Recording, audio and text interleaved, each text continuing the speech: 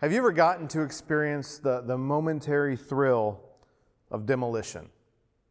Of just being free to come in and to tear something down? It's long been something of a dream of my wife at the end of a stressful day to be able to go into a room full of fragile things and just break them. Without a care in the world, just break them. Precious china, windows, televisions, plates, all of it's fair game. She kind of thought that would be a brilliant business idea. You pay a small fee, you go into a room, and you just let it go. But that's kind of a crazy idea, right? Like, nobody would actually do that. Nobody would pay for that opportunity, right? Well, it just so happens she wasn't alone. And so some other people thought so much of that idea that they actually started that business. In fact, one quick Google search revealed a whole new genre you may have heard of or be familiar with or even played an escape room before, but have you ever heard of rage rooms? Because in nearly every major city you can think of, New York, Los Angeles, here in the Bay Area, Sacramento, there are rooms, rage rooms, where you can pay real money to just go in and break stuff. In fact, I love the language of the one here in San Jose. They call themselves a stress therapy demolition center. Stress therapy demolition center. Call it whatever you want to, but let's be honest. In our flesh, tearing down is fun. And when you think about why that is, I have something of a theory. That we as people love to bring change into our world, into our environment, whatever it might be, but the reality is that being destructive is far easier and far less time-consuming than being constructive. In other words, tearing down is the quickest and easiest way to bring about change in the shortest amount of time. A couple of years ago, I was on vacation, and I was sitting on the couch one night watching TV with Tiffany, when suddenly I just got this urge. I had to get up, I had to go do something, like something physical. And it was late, and the kids were already in bed, but I just needed something to do. And I remembered that there was this doorway upstairs in our house that needed a door put in it. It was a doorway that I wanted a door in. And so at like 9 or 10 o'clock at night, I got up, I got a few tools that I needed, and I began the demoing process that I would need to do to frame in this new door. And so I had nails, and I had sheetrock, and I had trim, and I had all kinds of things that needed to be removed from my house. And sure enough, about an hour later, or whatever it was, I completely wreaked havoc on this small part of my house. And I was done. I had done all the demoing. What I didn't realize at the time was that what took me an hour to tear down was getting ready to take me a week to build up. Because that's what it took. It took me a week of my vacation to do all the work that I needed to do to put my house back together again from the work I had done to demo. Or what about that time where I decided on a whim just to rip out carpet in my house, to put down laminate flooring? How long did it take to remove that carpet? About an hour. How long did it take to install the laminate flooring? About a week. And so I'll be the first to admit, I'm no expert with using my hands. I learned something in those jobs, though, and others like them, that building up for change is so much harder than tearing down for change. And so maybe you've experienced the same kind of thing along the way in your life. Maybe you did your own construction project at home, or maybe you did an engine tear down and a rebuild in your garage, or maybe you've experienced that yo-yo effect of trying to go into a gym and build your body up only to sort of lose focus and get unmotivated and stop. And before you know it, all your gains went away in the blink of an eye. Like, building up is so much harder than tearing down. And that's where we're going to begin this morning. And so I want to invite you to open up your Bibles. We're going to be in two books. We're going to begin in the book of Ezra, where we were last week, and we're going to spend the rest of our time in the book of Haggai. So if you want to mark or put your finger there, I'd love to invite you to follow along with us. Again, that's Ezra and that's Haggai. Now, we are in week 10 of a sermon series that we're calling Captive. And Captive is a series that's designed to look at the intersection of God's people when they were removed from their homes, when they were in Jerusalem and in Judah, and they were taken away from their homes and put in captivity in the foreign land of Babylon for generations because of their faithlessness toward God. We're looking at that in the intersection of our story as a people held captive in our homes while a virus spreads around the globe. And so what we've hopefully learned along the way in this series, what I hope you've learned, is that what we are going through right now is eerily similar and runs parallel to what God's people were going through 2,600 years ago in some really, really uncanny ways. You know, last week we were introduced to the book of Ezra for the first time, and Ezra represents that moment in God's story when God's people finally get the green light to go back to where they were from, to go back to Jerusalem, to go back to Judah, and to begin to rebuild or build a new normal. Because Babylon, the kingdom who had conquered them and destroyed their land and taken them into captivity, has now been conquered themselves. And in their place is a new empire, the empire of Persia. And Persia has no issue with the people returning home and worshiping their God.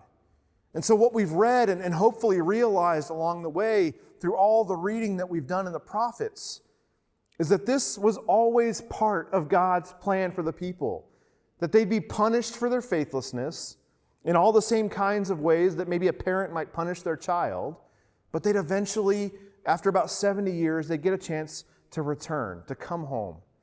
And Ezra is that return. And so in Ezra chapter 3, the people are excited. The people are motivated. And they get out there and they build the altar. They build that place where they can make the sacrifices, where they can do the offerings to God. And just like us, what did they do at the end of a job well done? They celebrated. And next, they turn their attention to the temple. And this is a big deal because the temple the temple is God's centerpiece of their relationship with Him. That for thousands of years, the people have been setting up a tabernacle, like a tent, or the temple, the permanent building, as the place where God would get to be with His people. That's a theme all throughout Scripture. God with us.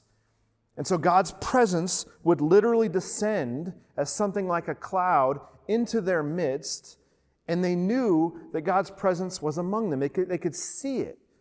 And so the temple was the cultural hub of Jerusalem.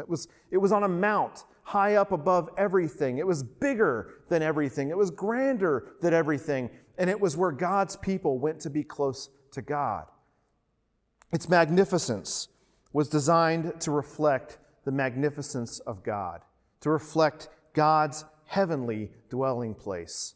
And so as Ezra 3 continues, we read about how the people began getting lumber from the cedar forests in Lebanon and how masons were coming for the stonework. We read about how they began to lay the foundation. And as they finish, what do they do? Well, once again, they lift up shouts of praise and they celebrate. You guys remember that feeling, right? Like, have you ever been a part of something that's bigger than yourself? How does it feel to begin to build and accomplish something together with a group of people that is just so big? Like, perhaps you've been a part of a team or something along those lines where you win a championship and you get to enjoy that moment all together. Or how did it feel for Google employees as Google became Google? Or how did it feel for Facebook's early employees as Facebook became Facebook? How did it feel as Ford became Ford? Hopefully you get the idea. Whenever we build something big, and when we accomplish something big, especially difficult things, that sense of community and togetherness is powerful and it's motivating. We see this in law enforcement. We see this in military veterans. But here's the thing, and this is inevitable. I don't care who you are. I don't care what you're doing. I don't care what mountaintop experience you're having. Those mountaintop experiences of building and accomplishment and pride also begin to experience moments of opposition and discouragement and destruction. Because here in Ezra chapter 4, no sooner do the people finish celebrating the laying of the foundation, we're done, yay, let's celebrate, that they begin to face their very first challenge.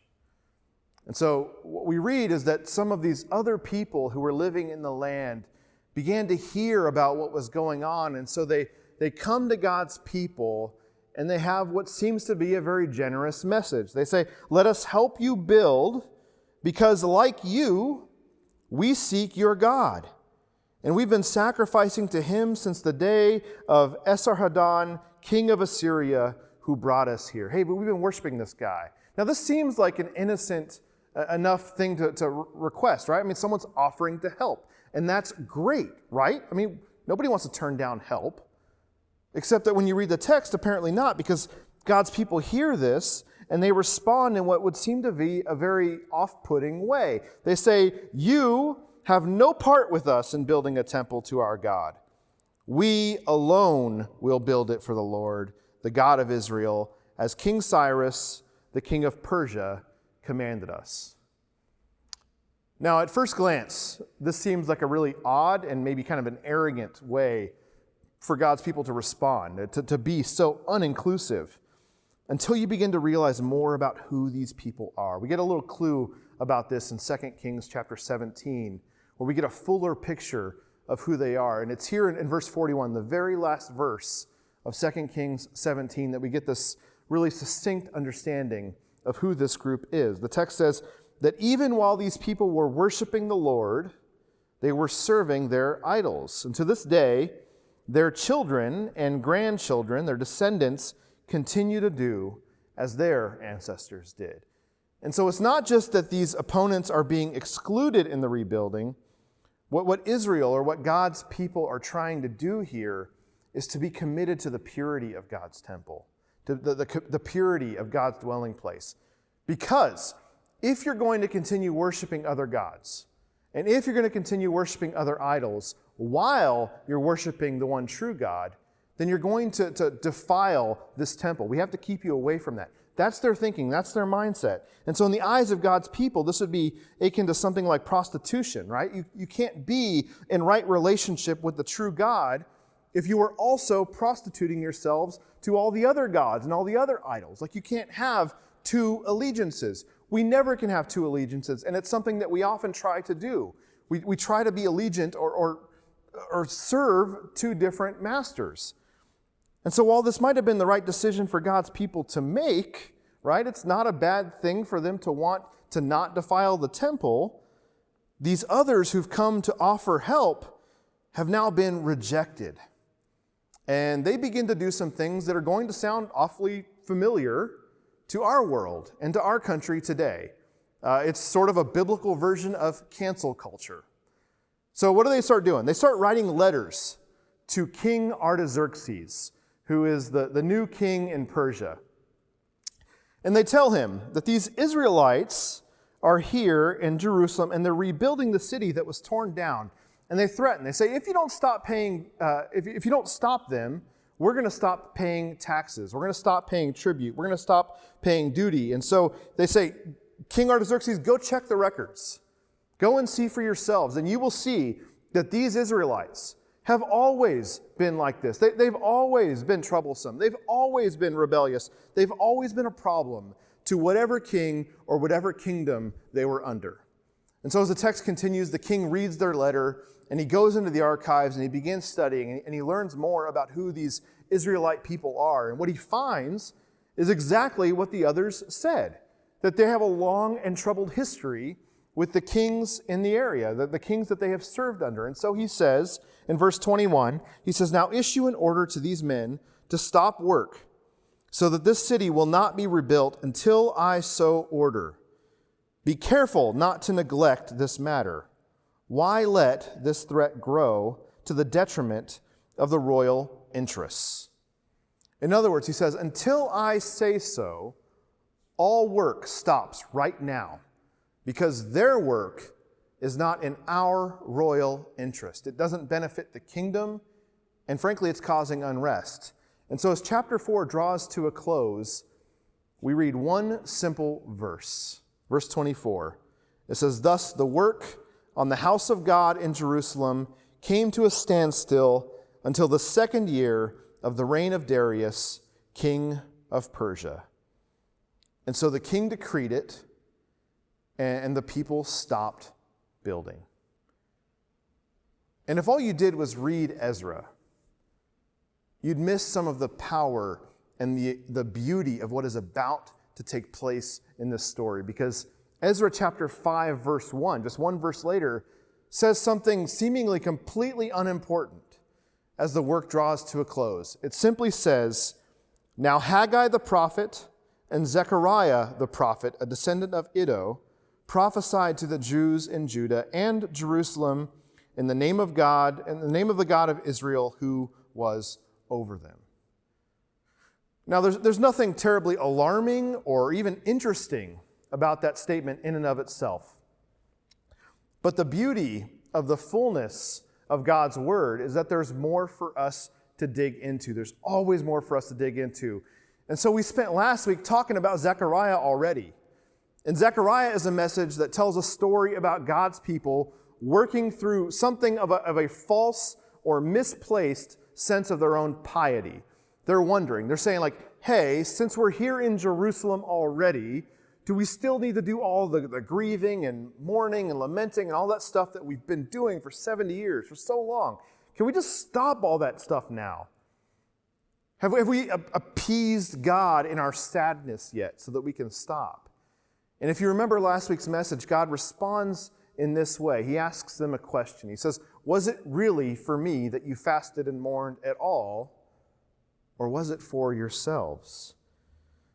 And so where Zechariah prophesies and takes issue with the stories and the lies that they're telling about themselves and about their own heart, it's the words of Haggai that I want to turn our attention to this week. Because Haggai's words are incredibly important for us. The book of Haggai picks up where Ezra 5:1 leaves off.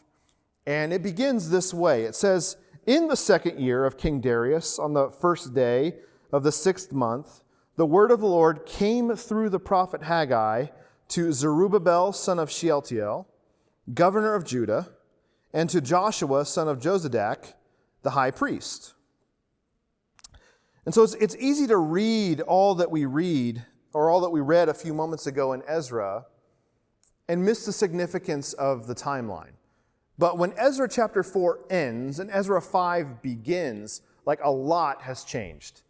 King Artaxerxes, who was king, is now gone. And in his place is a new king. His name is King Darius. And this doesn't take place 6 months later. It doesn't take place a year later. It doesn't take place 3 years later. When Ezra 5 starts and Haggai begins to prophesy to the people of God, it is now 16 years later. 16. And so God begins to speak to the people through Haggai, the prophet. And beginning in verse 2, here is what he says through Haggai. Verse 2 begins, "This is what the Lord Almighty says. These people say, the time has not yet come to rebuild the Lord's house." Then the word of the Lord came through the prophet Haggai. He said, "Is it time for you yourselves to be living in your paneled houses while this house remains a ruin? Now this is what the Lord Almighty says. Give careful thought to your ways. You have planted much, but harvested little.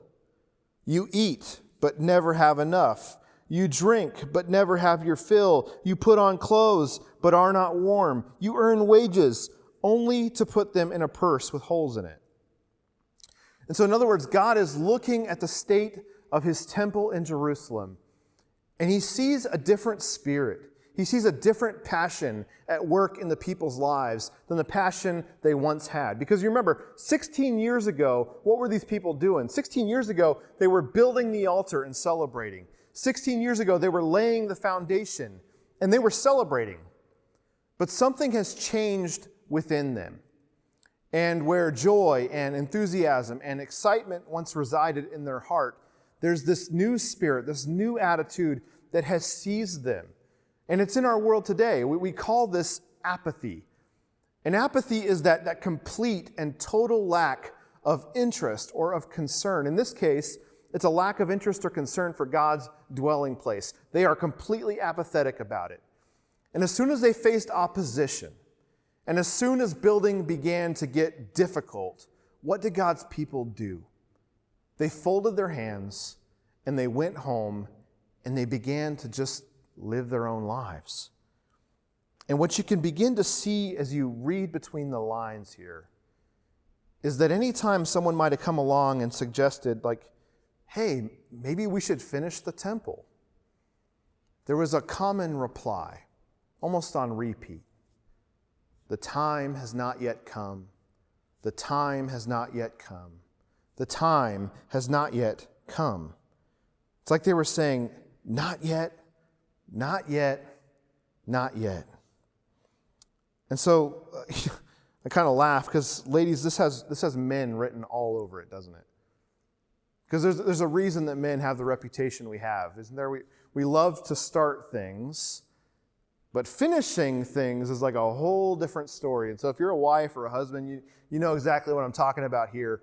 Whatever it is, whether it's that hot rod that's been sitting in the garage for 12 years or that pile of lumber that is kind of sitting off in the corner of your yard that's now warped and sun-faded, that we know will eventually become like a beautiful deck, a beautiful backyard deck, like left unchecked, a lot of us guys would never finish anything we start. And so ladies, if you know what I'm talking about, feel free to drop an amen in the comments. I feel you, I understand, I hear about it from my wife all the time. That is what the people are doing. Not yet, not yet, not yet. And God has become like the nagging wife now. Then when? He's like, because you're pretty good at planting, but you aren't doing much harvesting, and you're eating and you're drinking all the time, but you're never willing to be satisfied there, and the wages you're making are as if there's a hole in your purse. Like literally God is saying it, your money is like burning a hole in your pocket. He says you aren't doing anything. And because you aren't doing anything, God says, I stopped blessing you guys. Look at verse 9. Verse 9 says, you expected much, but see, it turned out to be little. What you brought home, I blew away. Why, declares the Lord Almighty? Because of my house, which remains a ruin, while each of you is busy with your own house. And so in verse 10, he says, therefore, because of you, the heavens have withheld their dew, and the earth its crops. I called for a drought on the fields and the mountains, on the grain, the new wine, the olive oil, and everything else the ground produces, on people and livestock, and on all the labor of your hands. And as you look at that text and you ask yourself, like, why did God do this? He says it in 3 words, because of you. It's because the people got lazy. It's because they got apathetic. And so what did they do?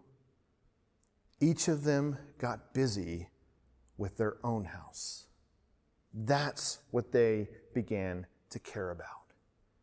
And I got to tell you, this is a gut check for me this week.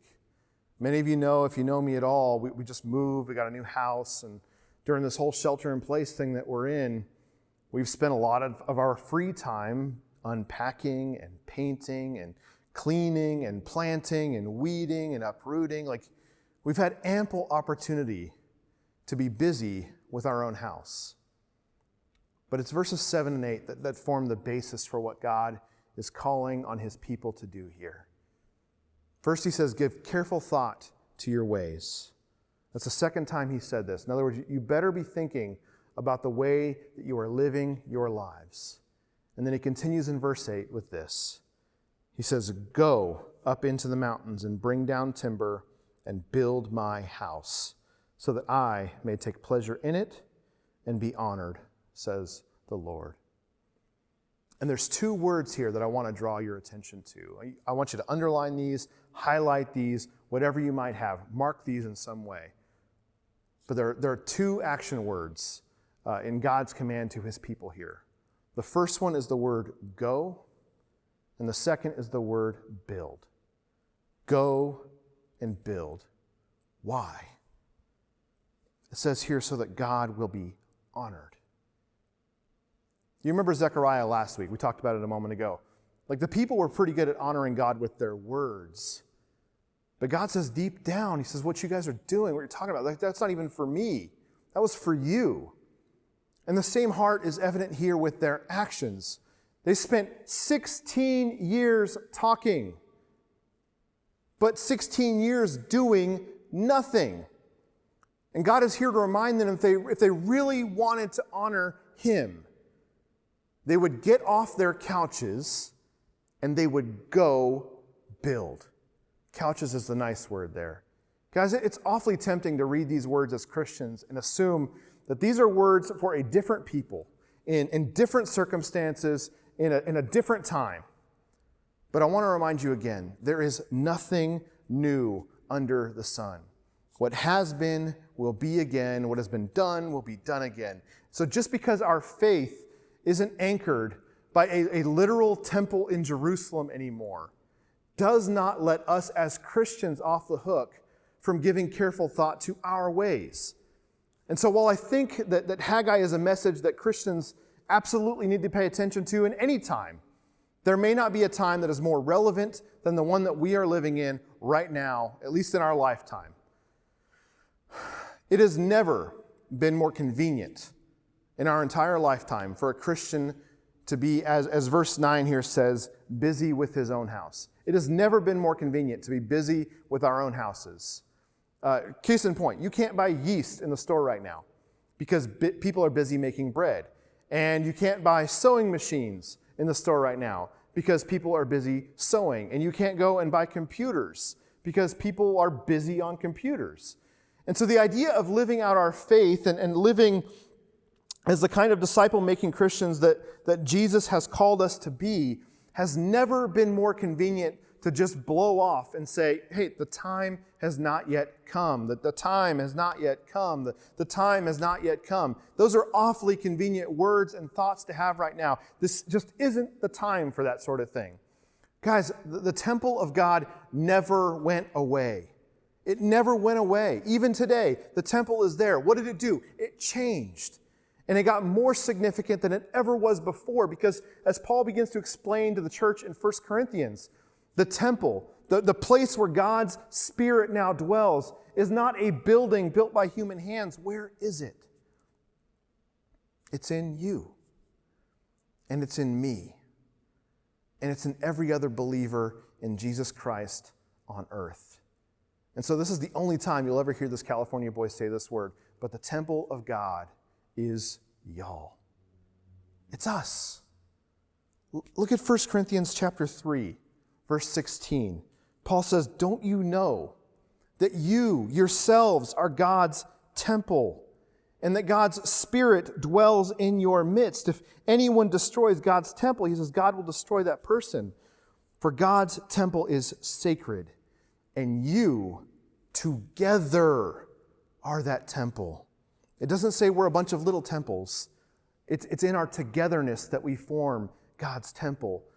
And so in all the same ways that God looks down and challenges the heart and the actions of his people in Jerusalem, people who are caring only about their own homes, you better believe that God is looking down on us, stuck in our homes, saying, hey, I can't do anything about the temple. The time has not yet come. And he's calling us out for that kind of attitude. He's calling us out for that mindset. Guys, God's people in Ezra let this little opposition from some letters completely stop them in their tracks. And before they knew it, what had happened? Apathy had set in. They didn't care to build God's temple anymore. Why? They were concerned about their own houses. Well, we as God's people absolutely need to recognize that same spirit of apathy runs rampant among us today in the same way. Sometimes it's because we think we've already done the thing, right? We built the thing. The church is here. The building is here. We're done. Well, that's not quite the attitude. Some people are there just saying, like, hey, it's time to retire. No, the Spirit of God dwells in faithful people, not in this building. It dwells in you and me. It dwells in y'all. It dwells in us, whatever word you want to use there. The Spirit of God dwells in faithful people. And as long as there are still people who do not know and have not received this grace of Jesus in their lives, the temple of God is not yet complete. And that means while many of us are busy with our own house, The temple of God is sitting there unfinished, waiting for God's people to get serious and get to work. And I believe God's words for us, for me and for you, are the same two action words that Haggai spoke about in verse 8. Go build. Why? Same reason, so that God may take pleasure in it and be honored. Church, it honors God when we build up his temple. And so, friends, we live in a time where people are hyper vigilant about all kinds of things. We're vigilant about our personal freedom. We're vigilant about our rights. We're vigilant about our civil rights. And all of that stuff is good. But not if our vigilance comes at the cost of what God is calling you and me, what God is calling us to build. The church needs to be more vigilant now than ever before in sharing God's message of hope, his message of redemption, his message of building the church, one disciple of Jesus, one follower of Jesus at a time. And as apathy rages among us, as people blow off social distancing and blow off masks and blow off racism and blow off oppression and so on, we cannot allow apathy to come to define the work of God's church. God calls on the church to do two things. Hopefully you've learned these by now. To go and to build. Guys, remember what we talked about at the beginning. Destruction is always going to be easier than building up. Our flesh resorts to destruction because it's the quickest way to bring about change. But God calls his people to bring about change the hard way, to go and to build. And that means that we need to be willing to leave the comforts of where we are and cast off that spirit within us that nudges us with words of not yet, not yet, not yet, and instead find a way to go, find a way to build. Find a way to go, find a way to build. Guys, a global pandemic is not an excuse for inactivity. Rather, it's an opportunity to build and to heal where destruction and where apathy have set in. Because all around us in our world today are the ruins of the material world that we live in which God already told us, hey, this world is temporal. This world is going to pass away. Friends, church, kingdom living is about building up what moth and rust can never destroy. It's about building up the temple of God, one person and one disciple at a time. You know, some of you may know who Isaac Newton is, but what you may not know is that he wasn't just a physicist. Isaac Newton was also a theologian. He's someone who philosophized about God-related things. And I've never read his theology personally. I hear it was rather terrible, but his science is still critical and crucial in our world today. We still study that in physics classes. But he said two important things about the physical world that impact our faith today, believe it or not. Number one, he said an object in motion stays in motion. Number two, he said an object at rest stays at rest. But there's a caveat, unless what? Unless it's acted upon by an outside force. And so when you go into verse 14 of Haggai chapter 1, there was an outside force who got to work within the people. The text says, so the Lord stirred up the spirit of Zerubbabel, son of Shealtiel, governor of Judah, and the spirit of Joshua, son of Jozadak, the high priest, and the spirit of the whole remnant of the people. And they came and they began to work on the house of the Lord Almighty, their God. Church, sometimes everything within us will want to stay dormant. Everything within us will want to stay apathetic, to stay concerned with the business of our own homes. The will to change doesn't come from us. It comes from an outside force whom God has placed within us. It comes from God's Holy Spirit. And so my prayer for us, for all of us here at Lake Merced and whoever might be joining us from around the world, is that we let the Spirit of God stir us so that we too will be a people known not by our own inactivity, not by our apathy, but as a people known for faith in action, for a heart and a willingness to go and to build. May we do the hard work to build up the lives of one another whenever they're down. May we do the hard work to build the church by caring for the needs of one another. May we do the hard work of mourning with those who mourn. May we do the hard work of being committed to prayer and learning God's word. May we do the hard work of making disciples. And may we do the hard work of building up the temple of the living God. Friends, tearing down will always be easy. Apathy will always be preferable. But God calls us out of a spirit of destruction and into the spirit that stirs us with words to go and to build. So I want to ask you these three questions today. Number one, what is God stirring you to build? Number two, who is God stirring you to build? And number three, are you listening? Friends, Jesus wants to come into your life, and he wants to build you up. He wants to root himself and build you to be like him from the inside out. And so true life only comes when Jesus is part of your life. And right now, he's knocking at your door. And so I want to invite you, if you've not begun a relationship with Jesus and you would like to, would you email us? One simple email to questions@lakemercedchurch.com. We'd love to help you begin that relationship or that process to build and never tear down. And I pray that you would, and I pray that you join us next week as we continue our series called Captive. God bless you, my friends. We'll see you then. Thank you for tuning in today.